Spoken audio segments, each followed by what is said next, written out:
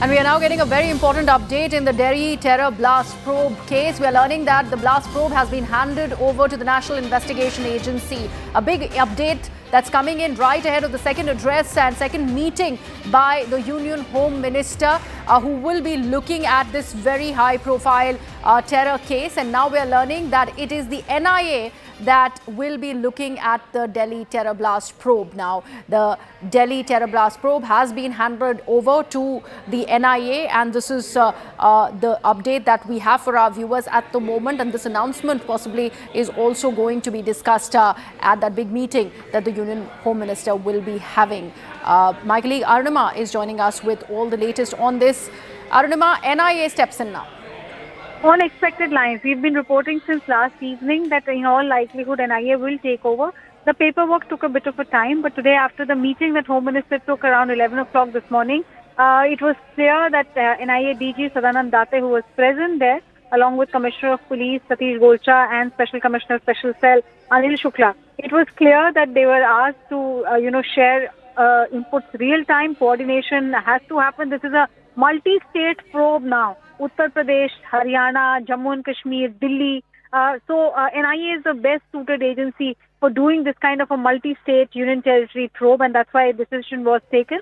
I think the file has been signed by the Home Minister, and now NIA is in the process of re-registering the FIR, which would begin their investigation. How soon is that meeting beginning at the Union Home Minister's residence now, Arunima? The meeting has shifted to the Ministry of Home Affairs, the new building of Kartavya Bhavan, and all the officials have started coming in one by one. So I think in the next 15 minutes or so, you will hear that the meeting has begun. This meeting is part 2, because in part 1 of the meeting, we saw Home Minister giving specific instructions to the IB, to the city police, as well as to the NIA. The visuals were quite evident. All the DGs were taking notes as the Home Minister gave instructions. So I think round 2 of the meeting is to get in more information and set in motion the instructions that were given, implementing them. Right. Arunima, Amit Shah, the Union Home Minister, was the first high-profile minister to reach the very incident of where the crime happened, also at the hospital. And he was the one who made that announcement that we will be, in fact, investigating on this case as with a terror angle in place. So that was a nod that was granted. Now the NIA steps in, and there have been a lot of developments that have happened since then, including how the Faridabad, the Jaish module has found linkages to this blast that has taken place. There will be ample amount of deliberations now that the NIA steps in, and of course the meeting is going to be a longer one this time around. The specific announcements that we are expecting after this meeting culminates. Law and order in Delhi directly falls under the Home Ministry. The Home Minister is the minister in charge for Delhi's law and order, because the National Capital Territory Act of Delhi makes it very clear it's a union territory which has a legislature. The Chief Minister is not responsible for Delhi police, it is the Home Minister. And this attack has happened just ahead of the Parliament session. The winter session begins from 1st of December. The opposition, even though initially it restricted its commentary on social media to expressing shock and expressing condolence to those who had lost their lives, but now you see the guns are coming out, the knives are being sharpened, because this has happened in the national capital.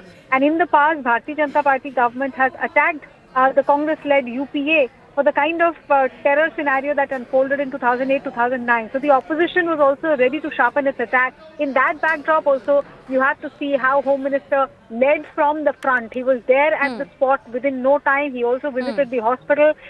He has been in touch with all the agencies right from the time the news of the blast came in. And even today, when multiple meetings are underway, I think the basic focus is to ensure absolute coordination. This is a module which is not this is not Kashmir that you're talking about. This is not a module where you can allege that, line of control has been breached or international border has been breached and a Jaish-e-Mohammed or a Lashkar Tanzim has come in. This is heart of India. This is the national capital, and the people who are in the dock are doctors.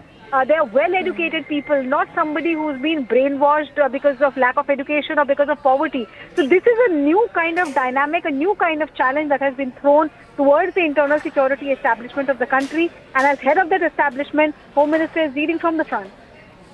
One major lapse that has happened, Arunima, is the fact that this car went unnoticed, even though now we are learning through fresh CCTV footages that this was present in the National Capital Territory, particularly Faridabad in Haryana, days ahead of this attack. And we have just shown a CCTV image that dates 29th of October. So the recce was in place. This car was very much in the National Capital Territory with a fake registration number plate, and yet it could not be nabbed.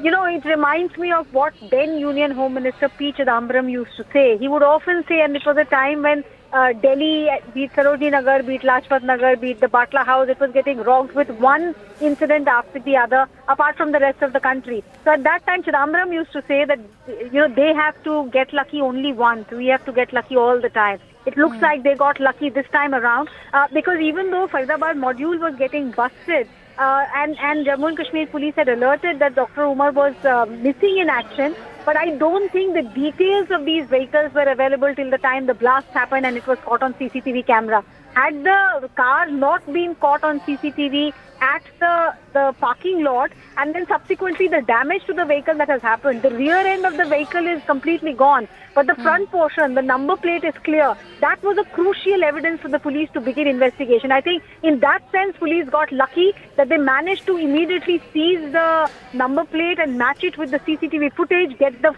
full frontal face of Dr. Umar. That CCTV grab, the features are clearly visible. So in that sense, they got lucky. But yes, you can argue that if the Faridabad module and was under scanner, yet the car was driven from Faridabad via the Badarpur toll all the way to Delhi, you can argue that that is the lapse.